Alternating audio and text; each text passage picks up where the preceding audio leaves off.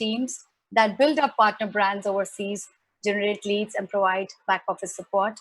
We are privileged to have two ladies, both respected in the field of migration and communication. Our first speaker worked as Operations Supervisor for Immigration, Refugees, and Citizenship Canada.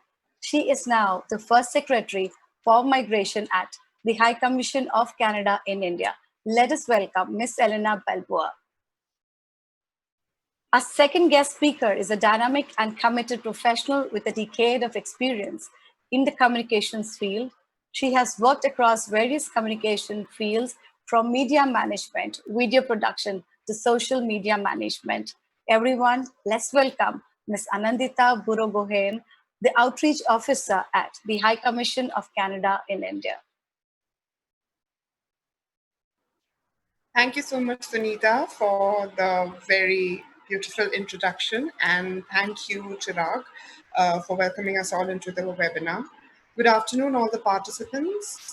Thank you for tuning into this webinar, and also thank you to MSM team for putting it together. We do understand that these are unprecedented times, so we are very happy to come on board and provide all the updated information to you, which will in return be helpful for your prospective students.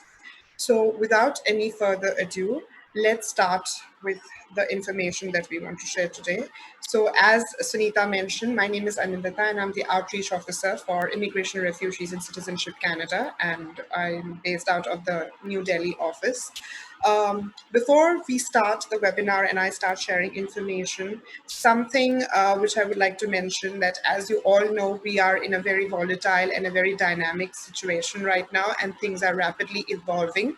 So the information that will be shared today is valid as of today only. As you know, things are changing and we get new updates and information all the time, not only from the Government of Canada, but also here with the universities and the institutes. So please make a note of this. And for all the latest information and most updated and current information on our process changes and policy changes and travel restrictions, you can always visit our website at canada.ca/immigration, or you can also follow us on social media, on Facebook and Twitter at Canada in India. Well, I'll be sharing the coordinates for those at the end of my presentation today. So let's start. And I know that, I mean, this is not news for you because you are all involved in this, and you all know that international students make a significant contribution both culturally and socially to Canada.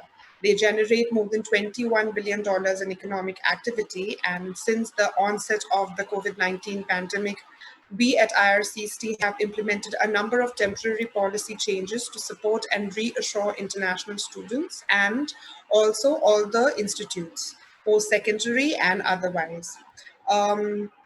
Actually, ironically, the fall 2027 semester has by far the largest international student intake throughout the academic year. And this, as we all know, is fast approaching. The most recently implemented measures were introduced on July 14th and are aimed at this upcoming cohort of students whose classes are going to start from the fall of 2020. The changes will continue Canada's reputation as a premier destination for international students, and they will demonstrate the importance of the international student program and also the contributions international students make to Canada.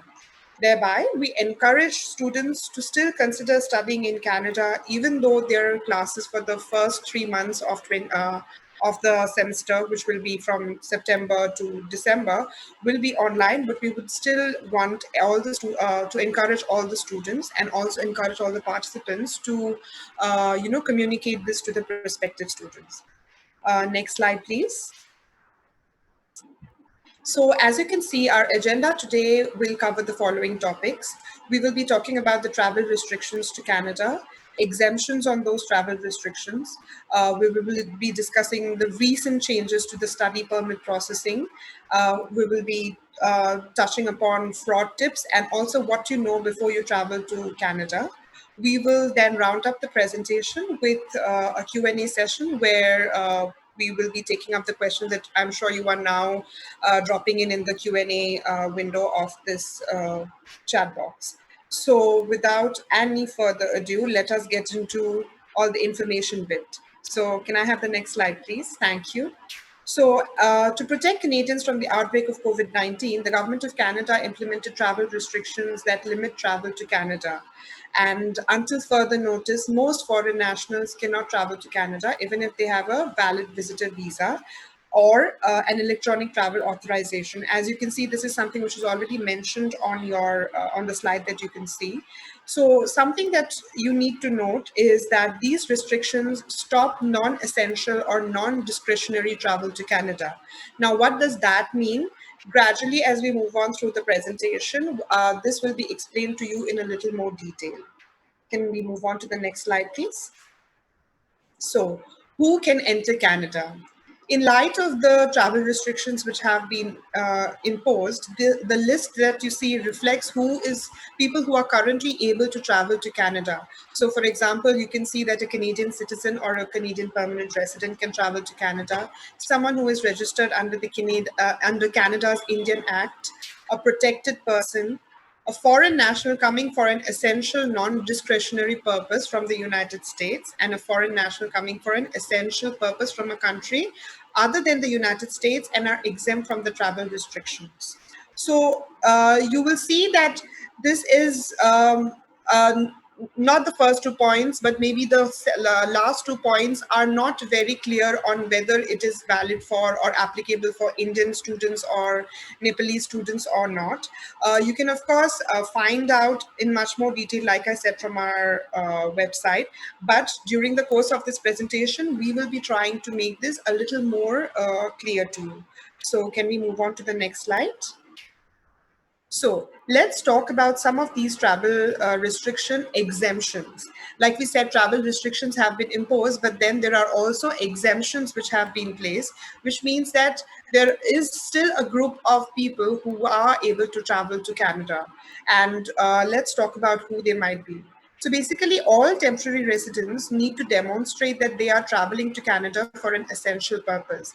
Now, when we talk about temporary residents, even students or for temporary foreign workers who were otherwise working in Canada and had for some purpose come to India just before the outbreak of the pandemic, are also a part of this group.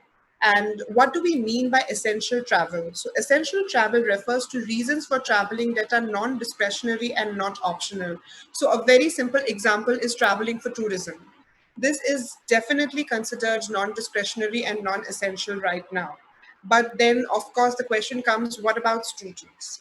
So, emergency orders made under the Quarantine Act do not permit people to travel to Canada for optional or discretionary purposes, like I mentioned, tourism, recreation, or entertainment.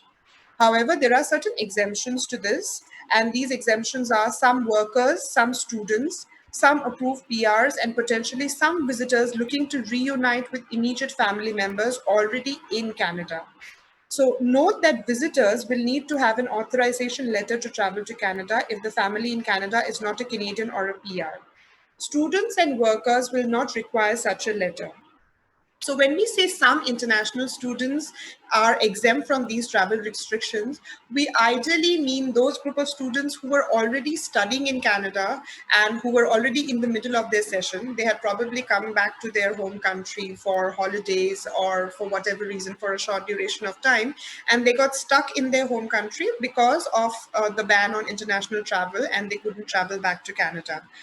Uh, so those are the students who are or might still be exempt. Then there is the other group of students who are the fresh students, like for example the ones whose classes are going to start in the fall of 2020. They are the students who've never landed in Canada and they're going for the first time as a student to Canada. So those are students who are definitely not exactly part of these exemptions. But when talking about these exemptions, one very important thing to keep in mind is that the purpose for these students, whether they were already staying in Canada or they're going for the first time to Canada, is that whether it is essential or non essential.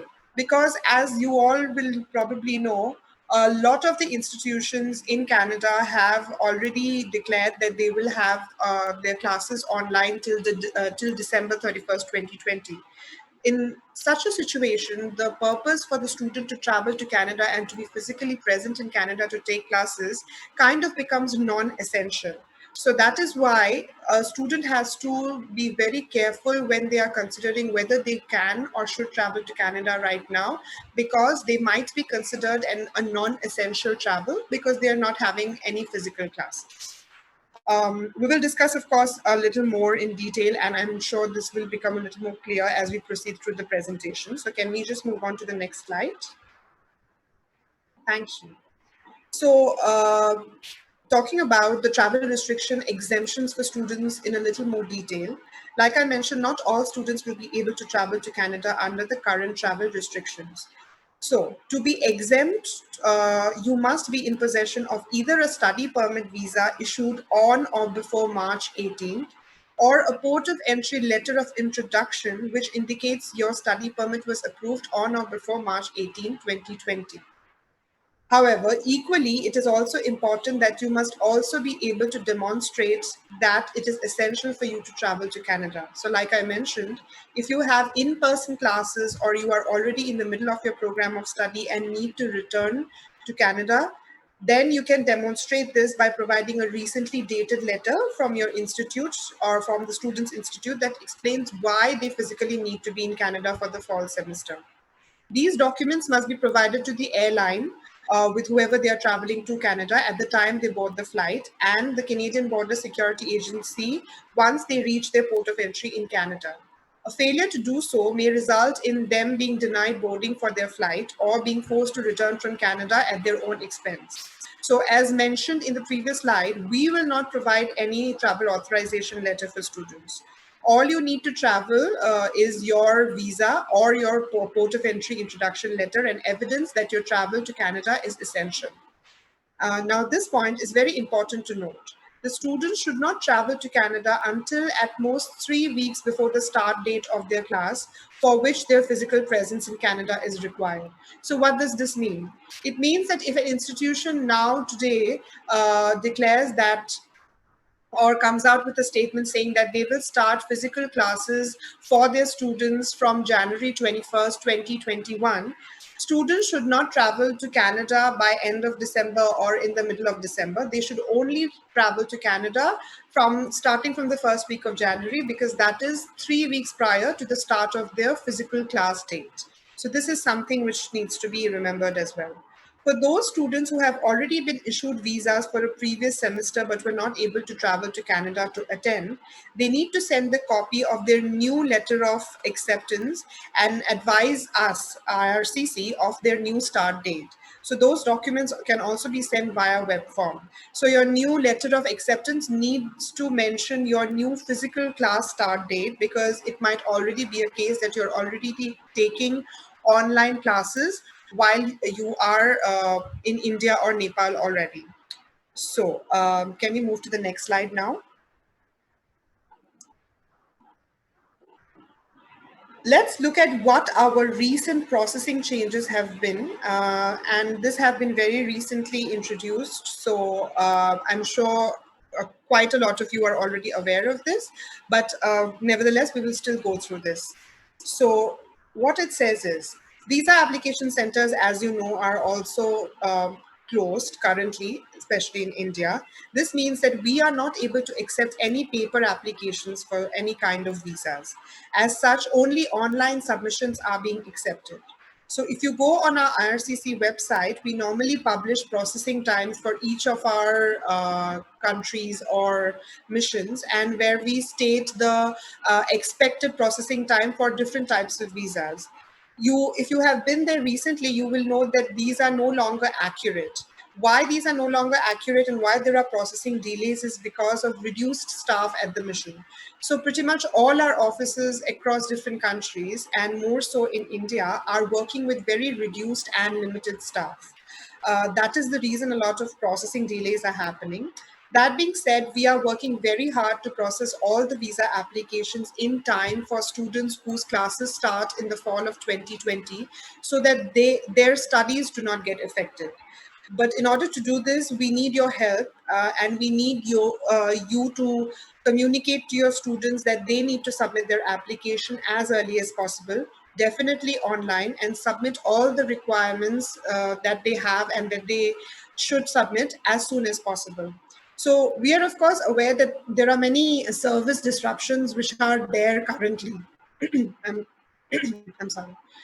We know that the VACs are all closed. We know that panel physicians, where students have to go to submit their medical tests and get their reports collected, are also operating with a very limited capacity. In some cities, they might not be operating at all. We also understand that a lot of schools, in fact schools in India are still not open, and because of which exam results or exams themselves have been pending. So we understand that the result for the students might still be pending.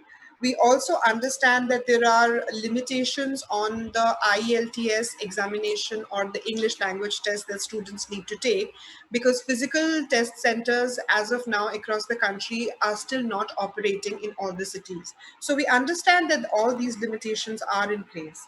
But having said all of that, we will not refuse any application for non-compliance or failure to submit these kind of documents. This means that you do not have to worry about the deadline specified in the request letter. So if you apply online, you will receive a biometric submission request letter, which will ideally state a deadline by which you should submit your biometrics.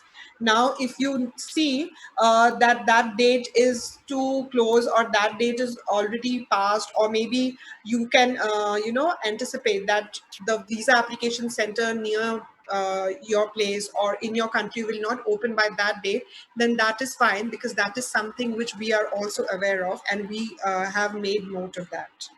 But one thing that you need to note is that we will not be able to complete processing the application until all the required and requested documents have been received. So you need to submit as many of those documents as you can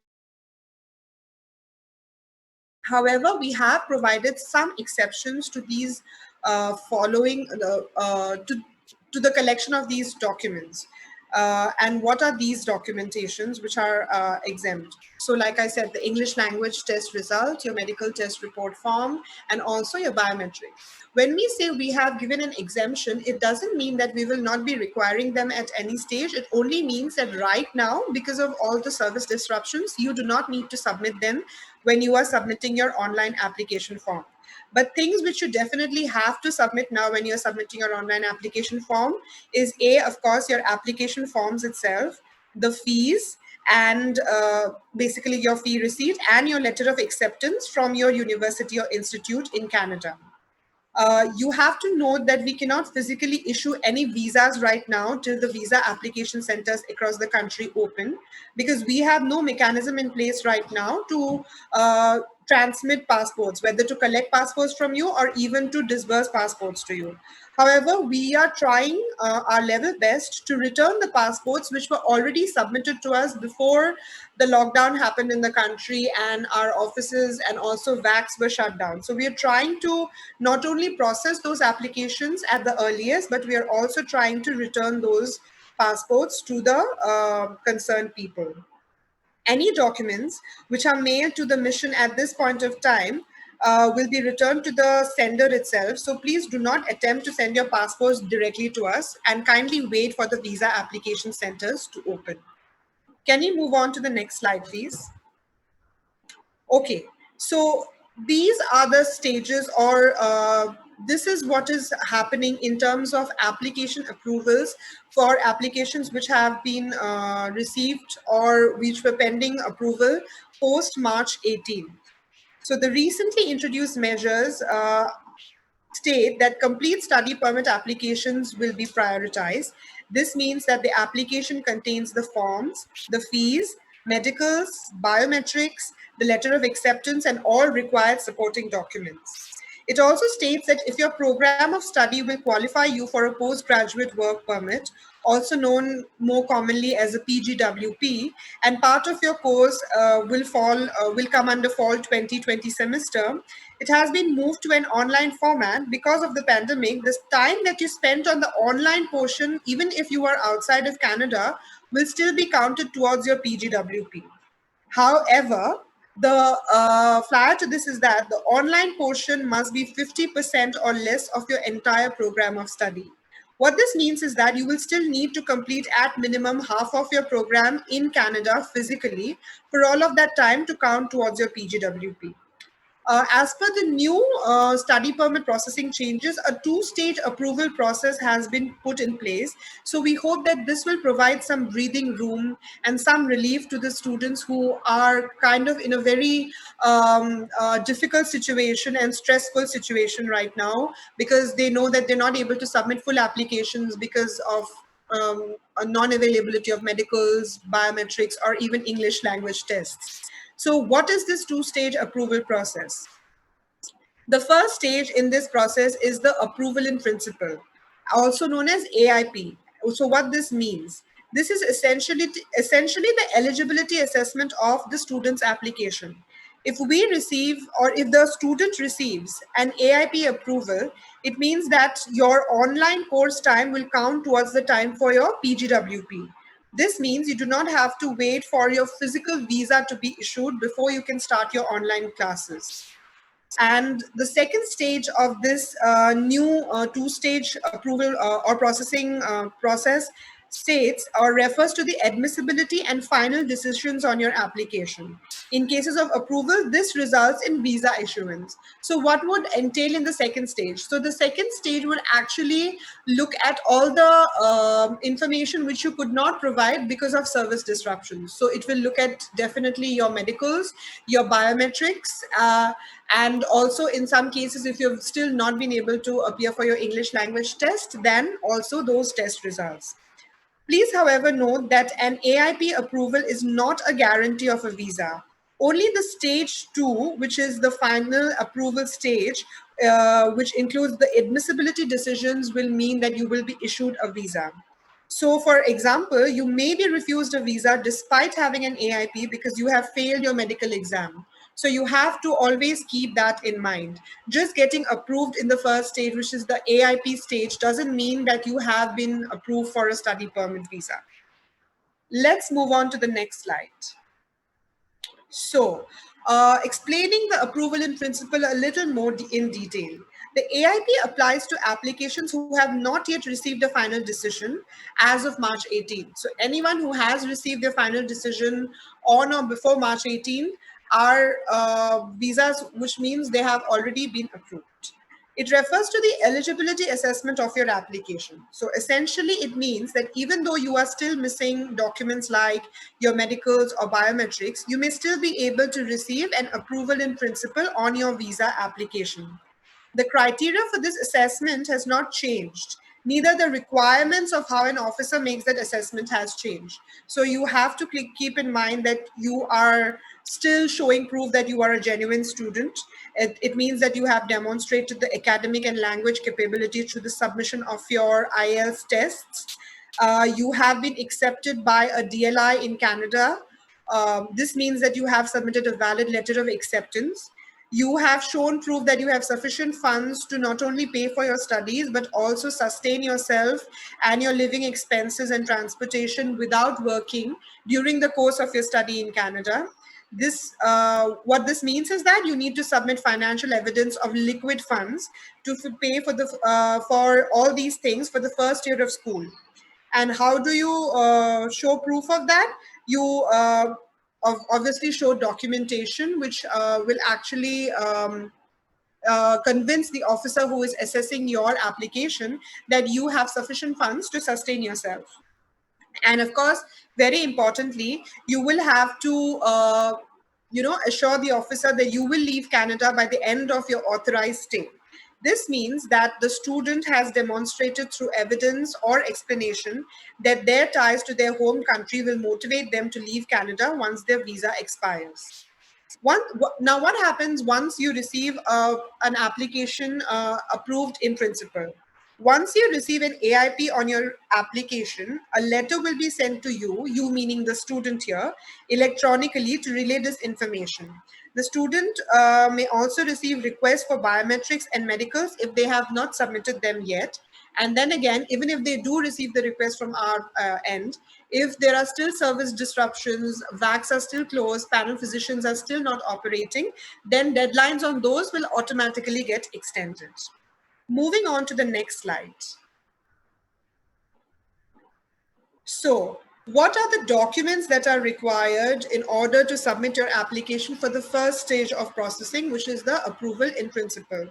So, I'll be talking about the student direct stream first. This, of course, doesn't apply to Nepalese students, but this applies to Indian students. So, if you look at the requirements which have been mentioned on your screen, you can see that they are pretty much the same and they will remain the same because there are no changes, like I mentioned, in the requirements or the eligibility criteria to qualify for the student direct stream.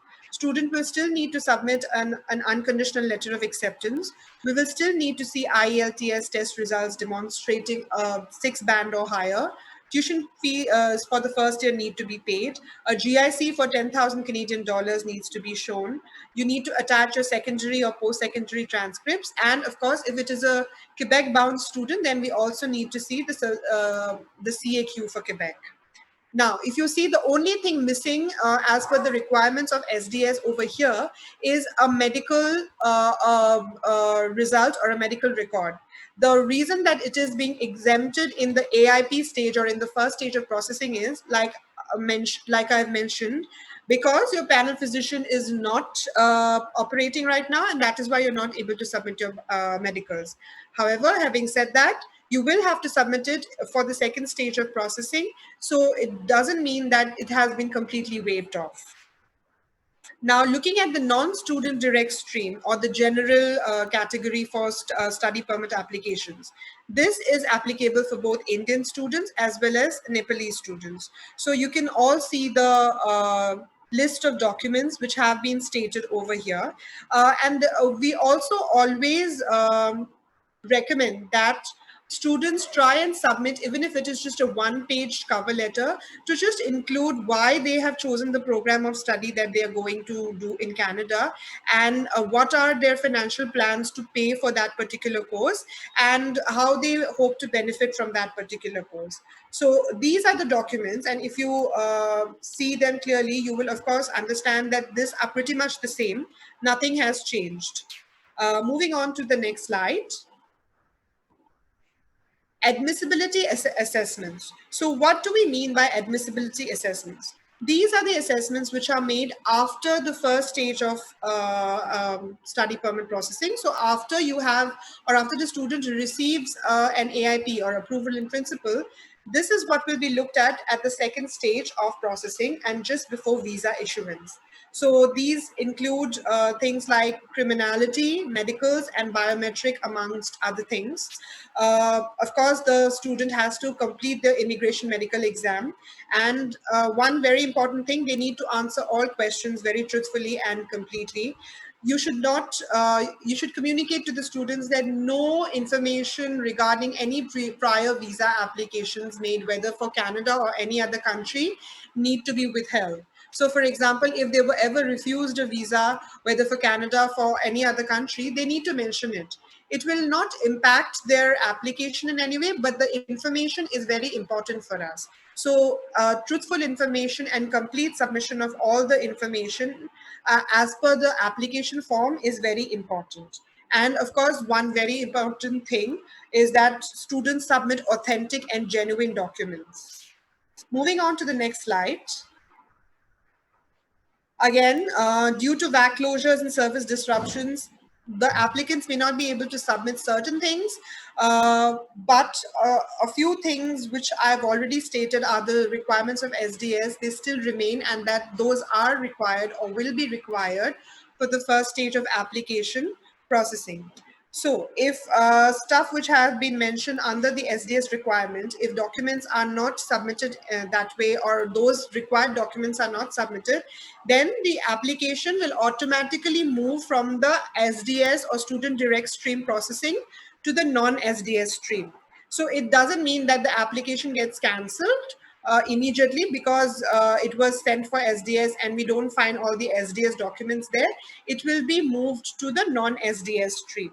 So please make sure that if your students are applying or wish to apply to be eligible under the SDS stream, then they need to submit those mandatory required documents. Moving on. So this is something which, of course, is very attractive for students who are coming to Canada to study and continues to be so. Students who are studying in Canadian institutions, colleges, or universities are eligible to work, as we all know that. Now, essentially, if a student switched to part time studies or had to take a break in studies, for example, the spring semester may have been cancelled due to COVID-19, then they may still continue to work on and off campus, provided that they were previously a full time student and are already authorized to work on or off campus pre pandemic. For the off campus work, the maximum limit still remains 20 hours per week during the academic session and full time during regular academic breaks. Now, for those students who are in essential services or doing jobs in essential sectors, which include, for example, the health sector, they can work for more than 20 hours, and this stipulation is in place till August 31st, 2020. To qualify for this, they need a valid study permit. They need to be currently in an academic session. They need to be authorized to work on or off campus, and they definitely must be working in an essential job. For the students who are not yet in Canada, a common question that often comes to us is if you do go to Canada and work those maximum 20 hours per week while taking online classes for the fall semester, would they be able to do that? And the very quick and short answer to that is no. So I would like to remind everyone over here that what we have discussed in earlier slides regarding what students need to demonstrate in order to travel to Canada regarding essential and non-essential travel is what is to be considered here. Unless the physical presence of the student is required for studies, it is not essential for them to travel to Canada. Moving on to the next slide. So, what about authorized leave during studies and especially during the COVID-19 scenario? There are a number of reasons why the designated learning institutes or a particular college or university may authorize leave during studies, such as strikes, family emergencies, or even medical reasons. To still be considered actively pursuing studies, the authorized leave of the student must not exceed more than 150 days from the first day of leave. Failure to do so means that they have not complied with the conditions of their study permit, and that may result in them being uh, sent back from Canada. If for whatever reason they require a leave which is longer than 150 days, they should change their status from student to visitor. And forms and instructions on how to do that is all available on our website. A very important thing to note over here is that a student cannot study elsewhere or work anywhere else during their authorized leave period. In case of a DLI or an institute may have to close permanently because of this whole COVID-19 pandemic scenario, then the student should either enroll in a new program of study with another DLI or change their status from student to visitor, or they should leave Canada. For the purposes of assessing if a student is enrolled and actively pursuing their studies, any time taken to transition to a new DLI and program, change status, or even leaving Canada should not exceed 150 days from the date the school is closed. So, as you can see, that is very clearly mentioned on the slide that you can see in front of you. Moving on. Online courses and how that impacts the postgraduate graduation work permit for students. There is a significant difference between distance learning and online courses. So, what the students will have to do now from fall 2020 is what we will be considering as online courses until, of course, a student had explicitly already enrolled for a course which is a distance learning course. Distance learning courses are always only offered remotely online and even under normal circumstances. So, only because if it is COVID 19, a distance learning course will now get changed into an online course. That will not be the scenario. If it was distance learning right from the beginning, it will continue to be so even during COVID 19 and even after when things become a little more normalized. The online courses that we are referring to over here refer to the fall 2020 semester, which would otherwise have been offered in person, but because of this whole situation, have now moved to an online format, and that too, as of now, only till December 31st, 2020. And hence, the DLIs, of course, are planning to return to physical classes once the situation gets better.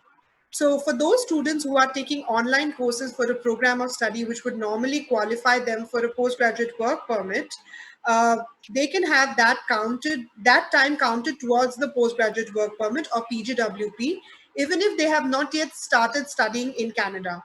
So, for example, if you have students who had started their course in the spring term and they've already started them online, and this was a course which was initially intended to be physical, it means that their course or the time that they have started with the online courses has now already been started to count towards their PGWP. And for the fall 2020 semester, it is expected that students take on a full online course load in order for that time to be counted towards their PGWP. So if they reduce their credits because they say that no, we're studying online, I want to do this, the bigger chunk of it when I'm physically there, then it will not be considered towards the PGWP. They will have to choose the same amount of credits they would have chosen if they were physically present in Canada to do their classes. Next slide, please. Now that I have shared a considerable amount of information regarding the new changes, the travel restrictions, let us talk about something which we talk about, whether it is a COVID-19 scenario or not, is fraud awareness. Something that students need to constantly be aware is that they are not using fraudulent or unauthorized representatives. When we talk about authorized representatives, if you can see the ICCRC or Immigration Consultants of Canada Regulatory Council, we have a barcode here. If you can scan it, it will take you to their website. So authorized representatives are actually registered on there. And for help with visa application related information and submission, students should only take help from these authorized representatives. In addition to that, students need to protect themselves and not fall into traps of, where they're being asked to pay a lot of money for a fraudulent document, a fraudulent visa, or even a fraudulent transcript in certain cases. They need to make sure that they know how to differentiate between fraudulent websites and emails that say that they are coming directly from IRCC, but are actually coming from, uh, a fraudulent source. There are also people who call them up saying that your application has been processed, you need to submit this much money in order to get your visa. So students need to be aware of all of these. So kindly communicate that students can go on our website to know how to protect themselves from fraud and also how to identify what is fraudulent and what is genuine. Moving on to the next slide. So once students have their visas, and then we have students who will start traveling, and even if for those students who are exempt currently and are able to travel right now, there are certain conditions which they need to consider before they consider getting into a flight or getting into air travel. So the airline that they're traveling with will require them to submit the following documents. Of course, they have to show their passport. They will have to show that they have a valid study permit issued on or before March 18, and they have to show documents to demonstrate that their travel to Canada is essential. So again, reiterating the point, failure to provide any of these documents will mean that they will most likely be denied boarding. In addition to this, they will also be required to pass a health check, which will be performed by the airline officials just before they board their flight. And if they show any COVID-19 symptoms, they will be denied or most likely be denied boarding. If they are approved for boarding, then they must wear a non medical mask or face covering upon arrival in Canada. So, this is something which every student who is traveling to Canada from now on needs to make sure that they follow. Moving on to the next slide. What happens once you arrive in Canada? So all the travelers must undergo a health checkup upon arriving in Canada. It is also mandatory for all passengers as of now who are arriving in Canada that they must self-quarantine for 14 days. What does this mean? It means that the student, whoever is traveling, they have a plan to self-quarantine themselves for 14 days, and they must confirm and provide evidence that they have a suitable place to quarantine, which means that they need to provide an address explaining how they intend to self quarantine if other people are also living at the same location, and they have to explain how they intend to respect the quarantine plan, meaning how they intend to receive essential items such as food, etc. So basically, in a gist, what this means is that before arriving in Canada, the students need to be absolutely clear and sure where they are going to go straight from the airport, how they have to stay there for 14 days, and if it is a place where they are also staying with other people, how are they going to protect those other people, and how will they have access to essential items. So they have to have that plan in place before they arrive in Canada. It is advised that students do not travel to Canada unless they have a viable quarantine plan, because failure to comply to these may have consequences like a fine of 750,000 Canadian dollars or 6 months in prison, or they might be deemed inadmissible, removed from Canada, and banned from entering the country for a year. So just having the visa and getting boarding the flight or the airline allowing the student to board is not enough.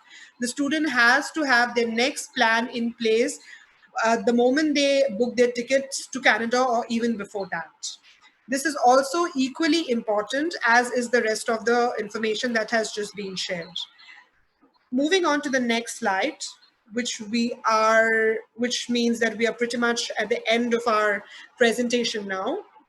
Like I mentioned at the beginning, these are the links for our websites. We have the canada.ca immigration one, and then we also have an India specific page. If you scan this barcode, which you see on your screen, with your smartphones, whether it is an Android or an iPhone, you will be able to download a document which is actually a step-by-step guide on how students can apply for their study permits online. And again, reiterating the fact that pretty much all the information shared is valid today, but they might change overnight. So you need to be up to date with all our information, and that's why you need to follow us on our website and also on social media. Our social media handles are also given there on your screen. With that, I come to the end of my presentation. I know it might have been a lot of information for you to take, but I hope you have been able to take in the important bits. And I think we will now open the house for questions and answers. And to answer your questions, we have Elena Balboa, our officer, our first secretary for the student unit manager, who will be responding to your questions. So thank you so much. Elena, over to you. Hello, everyone. Good afternoon. My name is Elena Balboa, First Secretary of Migration here at the High Commission of Canada. Thank you for joining us. I believe that MSM will be facilitating this portion, and I'm happy to answer as many questions that have come in. Thank you. Thank you, Elena. And as we've got a lot of questions, and I hope we will be able to answer as many as we can. The first one comes in: if students have taken a Duolingo test and applied for visa with an unconditional offer from a university or college under non-STS, will they all be compulsorily asked to take an IELTS in-person test score?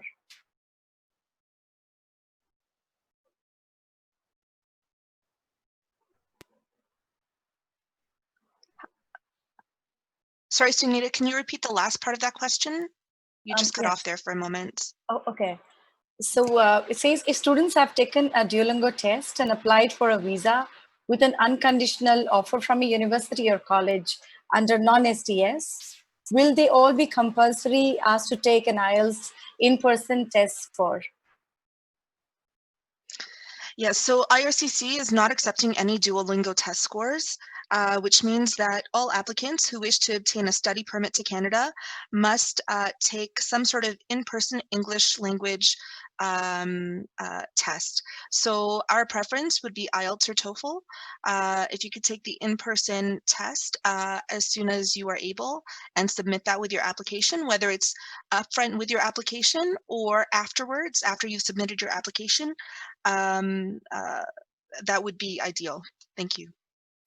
Thank you. And we have, will the IRCC accept IELTS, TOEFL, and PTE in-person test scores to access English language in the eligibility criteria?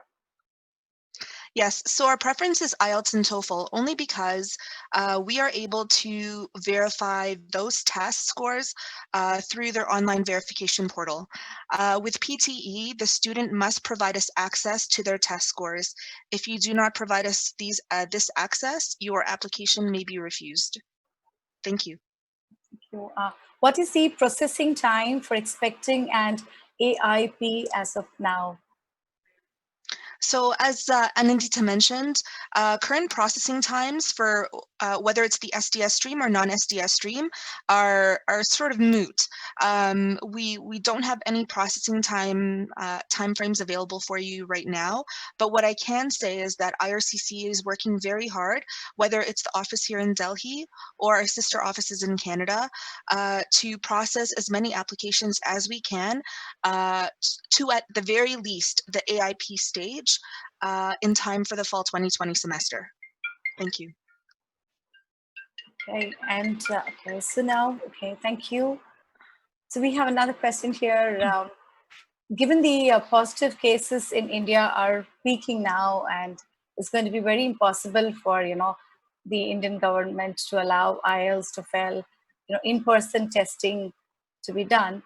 So given this fact that most of the students will not have IELTS scores as of now, and there's not much of a scope for thousands of students across the state of Punjab to get their IELTS scores to file visas before September 15th. So the case here is, that would the visa with the processing time change to accommodate more students? So thank you for this question. It's a very good one. Right now, our current policy is to request for the in-person test scores. And a lot of that is because of the high risk for fraud in this region. As we process visa applications here, we note a number of applications where, for example, imposters are used to take their tests. This is why we really want, we don't want to rely on English language tests that have been taken online because there's a higher potential for fraud. With the in-person tests, we feel a little bit more comfortable in terms of the risk for fraud. Now, I understand that yes, India is still the situation. The COVID situation is worsening, and there are operational limitations to IELTS centers reopening to be able to accommodate all of the students to do those tests and get those to us in time. But as of right now, there is no such policy to waive these tests or accept online tests. But if that changes, we will certainly publish this information and let all of you know. Thank you. Thank you. So the next question is, what about the students whose study permit application got approved after 18th March and having a blended program for which student has a support letter from the college? Okay, so this is also a very good question because the current travel restrictions, they have a deadline. So they actually end tomorrow night, July 31st. And one of three things could happen. It could either be extended, meaning the same restrictions will continue to apply, or they could be amended where certain parts of that order will be changed to potentially accommodate more people or restrict more people from coming in, or all of the travel restrictions could be scrapped completely. So one of these three things could happen. As of right now, we do not have the information to share with you what those might be. We'll just have to wait until after July 31st. Now, as for your question, you asked, what about students who have potentially partly in-person classes for fall 2020, but you didn't receive your visa before March 18. So currently, I can only speak to the current travel restrictions that are in place, which is that you are not able to travel if your visa was issued to you after March 18. Thank you. Thank you.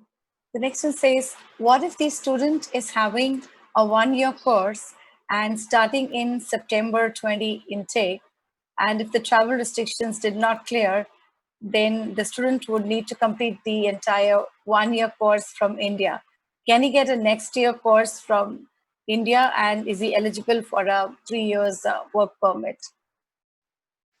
So the way the policy is currently written is that it's by program, that you complete 50% of a program outside of Canada and 50% in Canada. And a minimum of 50% must be completed in Canada. So if, for example, yes, travel restrictions, there is a possibility that they could be extended up until 2021. This all depends on what the situation on the ground is with respect to COVID-19. All I can say is this is up to you to decide whether or not you want to continue with your program for January 2021, whether, self-improvement and learning something new is enough for you, or if you need something more, meaning do you need all of that time to count towards your postgraduate work permit? So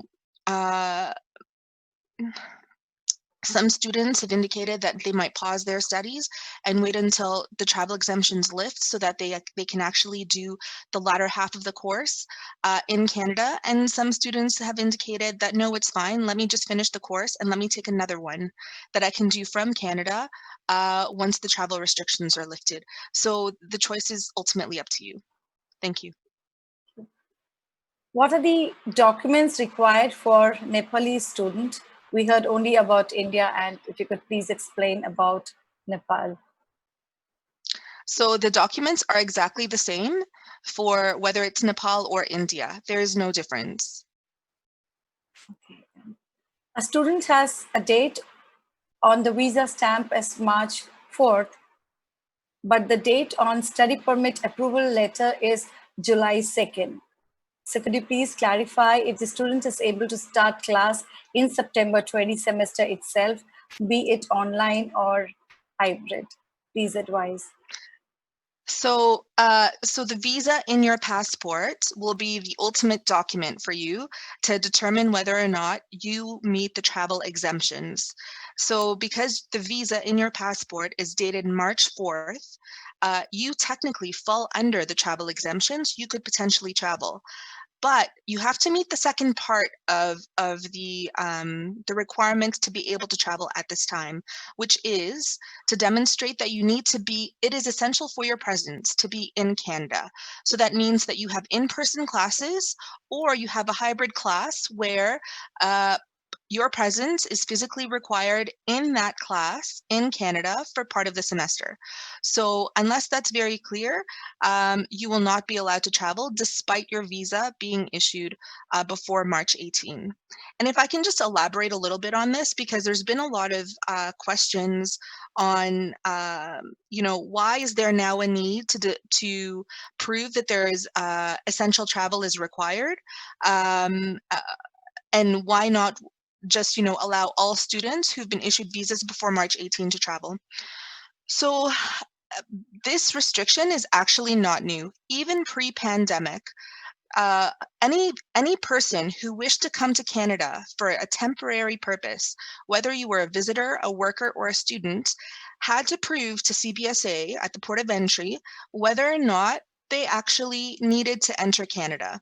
So for a visitor, for example, who indicates that they want to go visit Niagara Falls, they will be asked to show their hotel reservations, funds in their bank account that they can pay for this travel, a return ticket back to their home country, etc.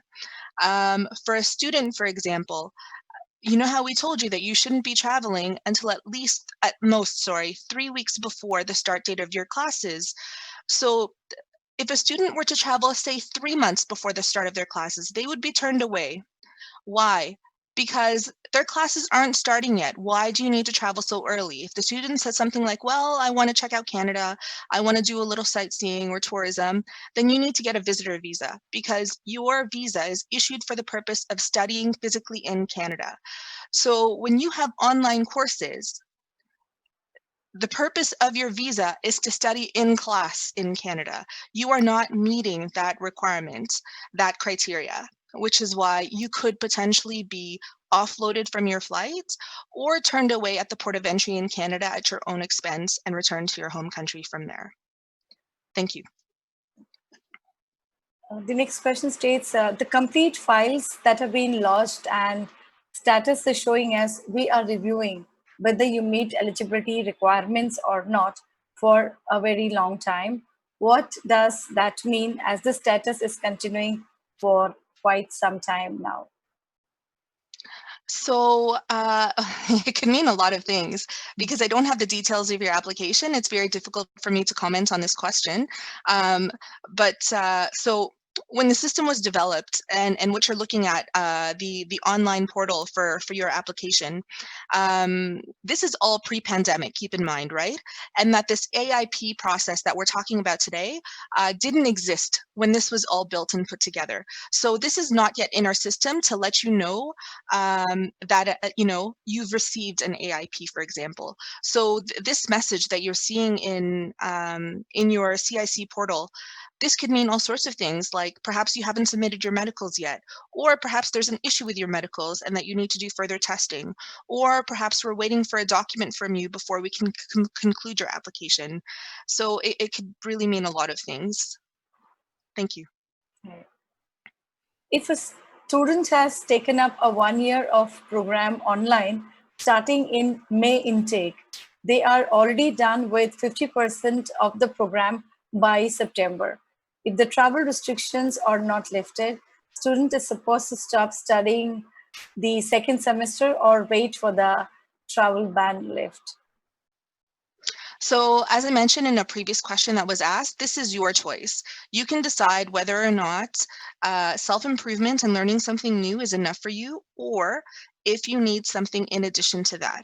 So if what you are looking for ultimately is a postgraduate work permit, then we have to follow what the policy states, that 50% must be done in Canada. So you can base you'll have to make the decision for yourself and base it on that information I've just provided. Thank you. If a student files his visa application but is not able to receive his AIP before the start of fall 2020 program, can he start his online studies without AIP?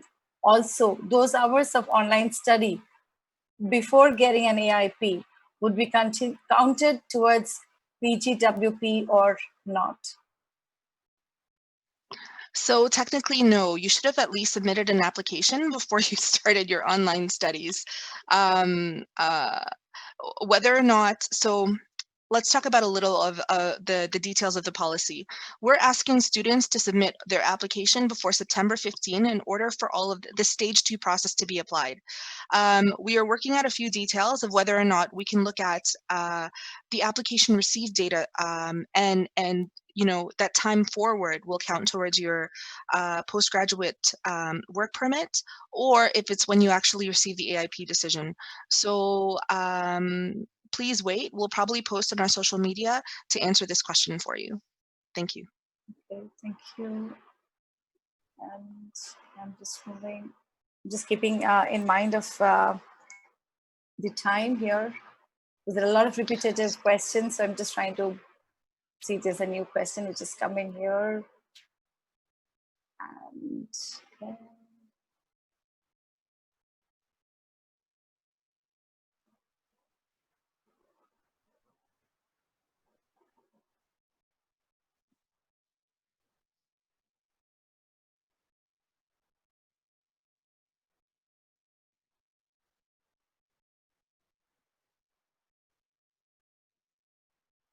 There's one question which is different, which says, one of our students had his visa approved on 26th of January 2020 for May intake, and it will get expired on 30th November 2020. He was not able to leave for Canada due to the lockdown. What should he do to reach Canada? So you haven't started your class. What I would suggest, number one, is that you obtain a new letter of acceptance or some sort of document from your school indicating that your enrollment has been deferred to a future semester, whether that semester is September 2020 or January 2021 or even later potentially. Once you've secured that document, send it to us in an email or upload it through our web form on our website, and let us know that you still intend to travel, that this is your new evidence of deferral of enrollment, and that you need a new visa. So keep in mind that VACs are currently closed and we cannot issue you a new visa right now. If you are able to, so you'll have to travel before your visa expires in order to get an extension if you were in Canada. But if your presence isn't physically required in Canada for fall 2020, there's no way for you to travel right now. So I would suggest that you wait for VACs to reopen and ask for your visa or document to be reissued to the new date based on this deferral of enrollment. So if you are asking for a new visa, keep in mind that there is a fee for a document replacement fee of $30 that you can pay online as well if you choose to go this route. This is probably what I would suggest would be best to do. Thank you.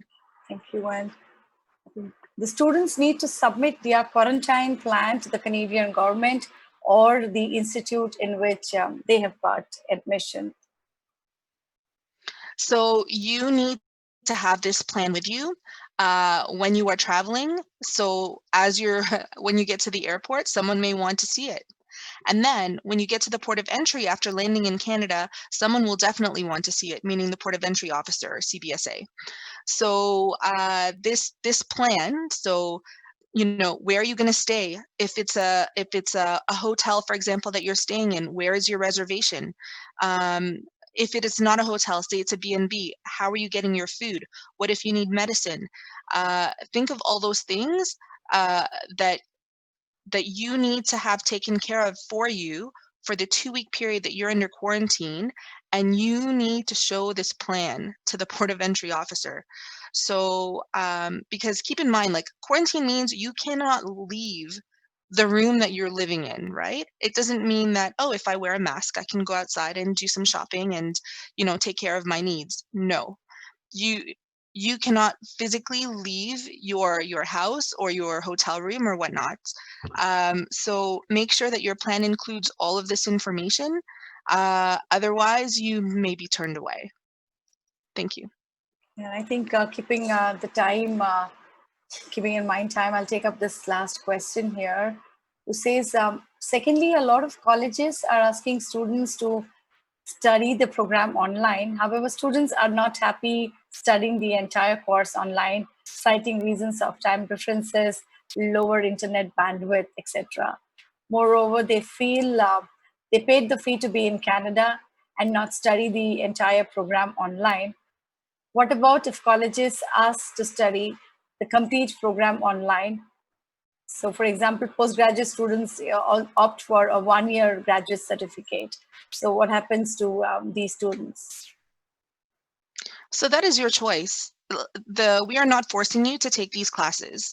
You decide what you want for yourself, whether this is a program I really want to learn, and you will take it whether it's online or in person. Or you decide that, well, part of my plan is to study in Canada and have all these other experiences. So the choice is really up to you whether you take that program or not. We should not factor in that decision. Thank you. Yep. Thank you, Elena. And so Thank you. I'm available for a few more minutes if you want to, if we want to do some more questions, because I'm seeing here there's like 230 questions right now on the board. Yeah, I'm scrolling. I'm just okay. So I'll take some more here. Okay, so now this is one interesting. Exactly, how many funds to be required in a non-STS stream, also the mode of funds. Can a student show the money in the form of a fixed deposit? Yes. So if you're applying non-SDS, you need to show us liquid funds, meaning money in a bank, or that tuition has been paid, or a GIC has been bought. So liquid funds that you have enough money for a full year for tuition, living expenses, and transportation costs. In addition to this, you also need to show us a plan of how you intend to pay for the remaining years of your program if there is more than 1 year without working in Canada. So what are those documents? So you could provide us, yes, a bank account with a fixed deposit, yes. But if you are showing me a bank account with 50,000 Canadian dollars in it, you need to tell me where did that money come from? And you need to show me how that money came to you. So if your parents, for example, worked hard and saved all this money, you need to show us how did they accumulate this money? Were they working? At what job? Here is their employment letter. Here are their pay stubs. Here are their um, uh, copies of their checks, etc. So you need to show us the provenance of those funds, in addition to actually showing us the fixed deposit account. Thank you. So now, student filed a paper application in the month of February, and each and every stage is updated, including medical as well as biometrics. Can the student expect any response, whether acceptance or rejection on his visa application? So it's very hard for me to comment on specific cases because I don't have your case in front of me. There could be something outstanding, which is what is the holdup. So I'm honestly unsure. Um, you know, like I said, there are no current processing times during this pandemic, so I can't even say, if processing times have passed, you should contact us. No, there are no processing times. What I will tell you is that please be patient. The AIP letters are coming. I know that most have not yet received them, but they are coming. So if in your case, eligibility is passed for you, even if medicals are also passed and all those other things for stage 2, if stage 1 is passed for you, you should be receiving a letter in the next few weeks. Thank you. If a student gets visa refusal at second stage, and by then the withdrawal date is over at the institution, student is likely to lose the first semester fee. Will visa be issued before the withdrawal deadline if all documents are submitted except the biometric? So the question confuses me a little bit because you said that if stage 2 was refused. If the student gets visa refusal at second stage, yes, at the second stage. Yeah, exactly. So you can't get a visa if you've been refused at stage 2. Like that's the bottom line. In case anybody online is wondering, how could you get a stage 2 refusal? I can tell you that there are 2 main reasons. Number 1, documents or incorrect information on their application. And basically you will be barred from applying and going to Canada for the next 5 years. And I frankly don't have any sympathy for anyone who provides false information or false documents. The second reason could be, and what's usual, like I can tell you there's so many other things we look at for stage 2, but for the student caseload, the other pieces are very low risk. Like we're talking, terrorism, espionage, even criminality. Like these are this population is very low risk for that. I really honestly, don't think you should worry about that piece. But the one you need to worry about is medicals. So students tend to fail their medicals if they do not follow instructions when they potentially have a medical issue and they've been given an opportunity to fix that medical issue.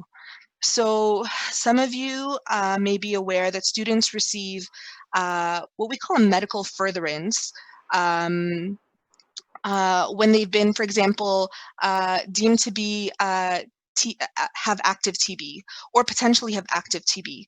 They're told to do some extra testing and go through a medical or drug regimen and then come back after like 12 weeks or 16 weeks to redo the tests. And usually students are given 2 chances, like two time periods to get this all done. So if for the first 16 weeks, like your situation has not improved, they might extend it and have you do another set of tests and another set of drug regimen to see if that can fix your situation.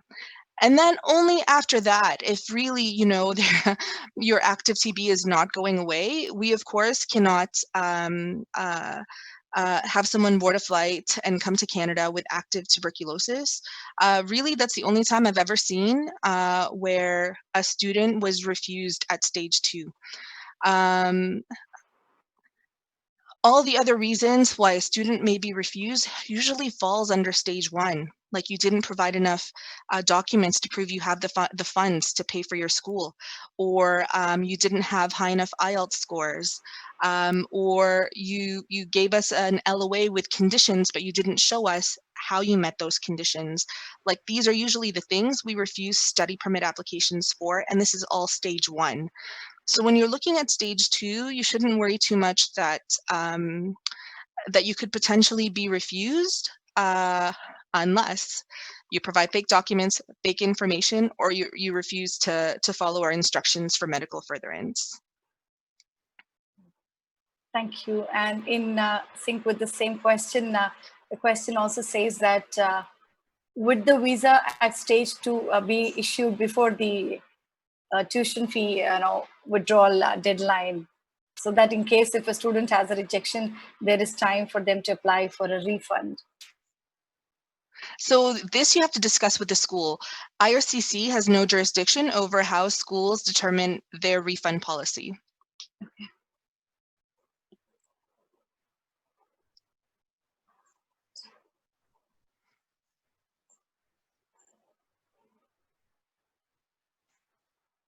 Yeah, this one. What about a student who has already passed the medical 30 days ago and decision is still pending? Can we submit the web form for this query, or should we wait? I would say wait. So right now you can't travel anyways, right? And the VACs are closed. So how are you going to get your passport to us to get the visa? So I wouldn't panic. If your online portal tells you that everything is passed and it's ready to go and we're almost ready to issue a visa, fantastic. Just sit tight. When the VACs are ready to reopen is when you will likely get that passport request letter from us to submit. So right now, for everybody online, like this is really a time to exercise a lot of patience, and in all aspects of life, not just study permit applications. But yeah, please sit tight.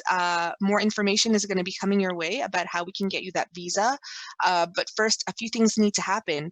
The travel restrictions need to be lifted so that you can actually travel, and VACs need to reopen so that we can actually get you that visa. Thank you. Visa application is lodged in March 20 with IELTS expiring in June 2020. So now defer letter is submitted for September 20. Do we need fresh IELTS?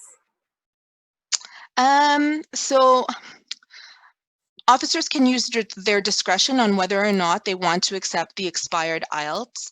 So we note that they were valid at the time of submission, and we might just accept them as is.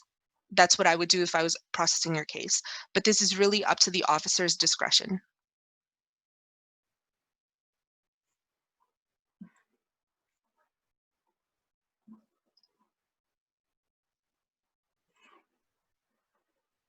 So, okay, now this is May 2020 study permit applications were submitted to Bangalore Consulate and were received denials from Delhi office with the same reasons, despite having a good profile to get visa. Does the applicant need to submit defer offer letter voluntary without the request from CIC? I don't quite understand a piece of that question. So the you submitted to the Bangalore office, and then but it was Delhi was asking for IELTS. Now, Is that Delhi, the question? the denials were received from the Delhi office with the same, Aha, in spite of having, good profile. So the reason for rejection, right. should they, submit a defer letter voluntary. So what you need to do is reapply because your application has been refused. So submit your new application, and depending on what that refusal ground was in your letter, you need to demonstrate that that refusal ground is no longer an issue.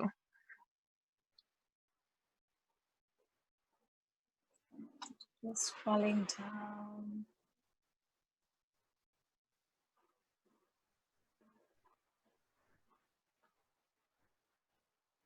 IRCC has tweeted on its official Twitter account that for non-STA students, they do not require English test.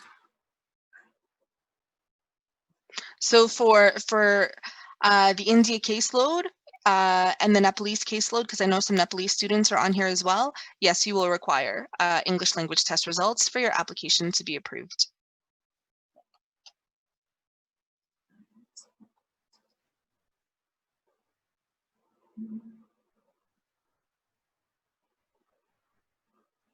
Student has got the offer for ESL from the university with conditional offer for bachelor.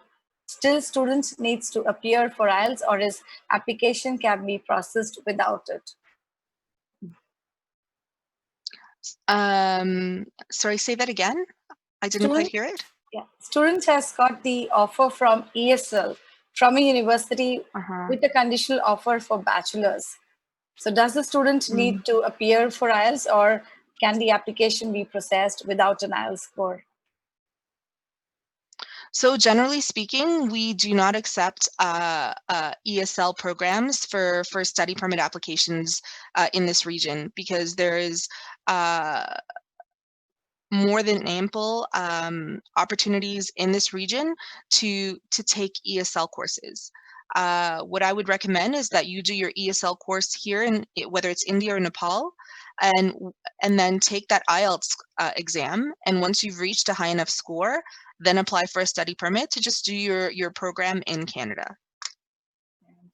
This one is one of the students we were assisting for visa got a student visa as on March 3rd for 13 days.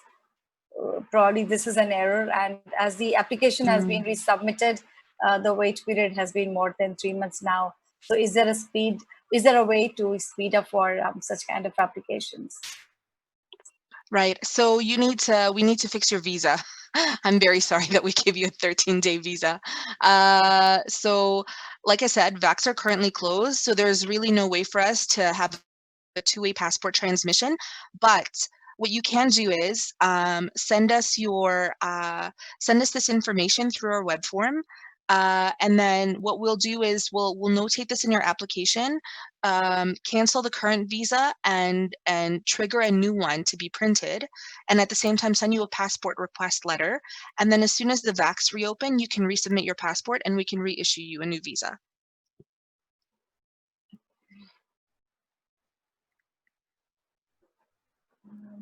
I want to ask how a student can extend visa if the student already has a visa for May 20 and don't want to join classes online till now. So it all depends on how long your visa is valid for. For example, if your visa is valid until the end of 2021 or even mid 2021, don't bother applying for a new visa. You can, if it seems that fall 2020 for most schools will be online. So you're probably looking at January 2021. You can go to Canada and ask for an extension. If you want a new visa, what you can do, because you haven't traveled yet, is write to us with your updated letter of offer and pay the document replacement fee. And what we can do is cancel the current visa, reissue it to the new date, and then once VACs reopen, you can submit your passport for visa reissuance. Is police verification mandatory for stage 2 approval? Sorry, what is mandatory? Police verification. So you do not need to submit any police certificates unless we request it from you. So it's not mandatory that you submit it with your application. Just wait for an officer to send you a request letter. And if we never do, it means we don't need it. Students submitting complete profiles and their IELTS is expiring while the file is still in process with IRCC. What about those cases? So I really wouldn't worry if your IELTS is near expiry. We will likely still accept it.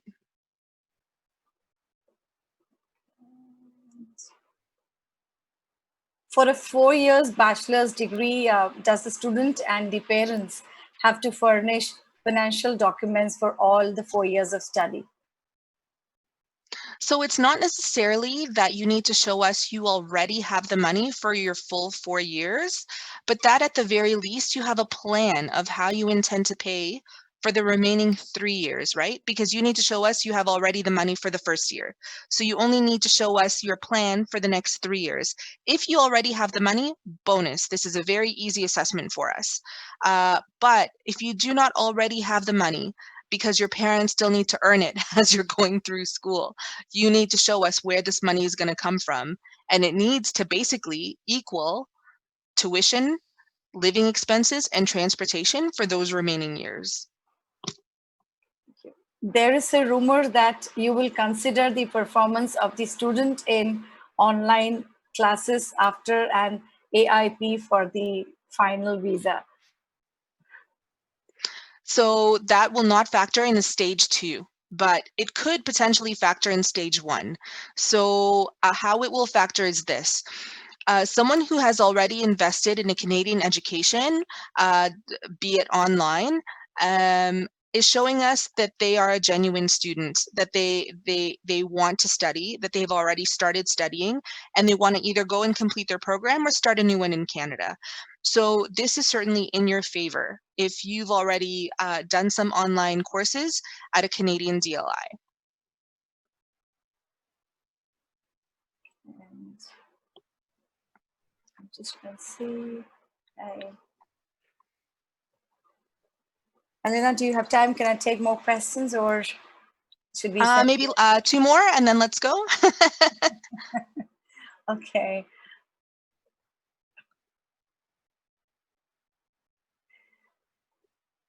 What is the success rate for a study permit when a student wants to study a diploma course from a Canadian college?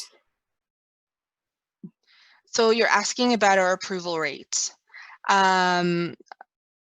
So you've seen the list of all of the documents we require for an AIP. Now, in addition to those things, you should also think about writing a motivation letter to tell us why you've chosen that program and why you want to study in Canada, because this will help us to decide whether or not you're actually sincere about wanting to study in Canada as opposed to doing other things like working. Um, so if you provide all of those documents, including this, and don't forget that financial plan if there is more than 1 year of schooling, you should certainly increase your chances of getting a visa. Okay, I think this probably will be the last one. Student visa expired before 2 months and the student is in India, and due to lockdown, he was not able to reach Canada and is studying online classes. Which visa we need to put for him? So he'll need a new study permit, right? So I assume you don't have a study permit extension, like you didn't apply for one when you were in Canada. So if that's not the case, then you need a brand new study permit. If, for example, you do have a study permit extension, which you applied for while you were in Canada, but you just do not have a visa that is of the same validity date, then you need to apply for a returning student visa. This is very similar to like a visitor visa. So the coding on the visa will be V1. And it's essentially like a visitor visa. It'll be the same validity date as your study permit extension, if that is what you have. Otherwise, please apply for a new study permit. And I think this probably will ask, can I get a visa with the TOEFL home edition test? No, because we don't accept any of the online English language test scores right now. That being said, I mean, as Anandita mentioned, things are fluctuating and changing all the time. As of right now, I can only ever speak to the policies valid right now, which is we do not accept those tests. I think, yep. The questions have kept on coming. I think I will stop here. I'm trying to screen whatever is coming up new here. And there was one question says, is age factor a criteria for applying? So as I mentioned, you should consider submitting a letter of motivation to tell us why you want to come study in Canada and why your program of study. And where you've had a break in academics, where you're not, moving from one school to another, where you maybe have been working for a while or not been in school for a while, you need to explain to us what is motivating you to start up academics all over again. And that will factor greatly in the decision of your application. So just make sure that you explain yourself well. Okay. Thank you, Elena and Nandita. Chirag, do you want to add on? No, I guess. Well, thank you for this opportunity. Yeah. I really appreciated it. Thank you, M-Squared Media. We appreciate being able to share this information with your community. I realized we're at 299 questions now that I see that have been asked, and I know we've answered some of them, but clearly not most of them.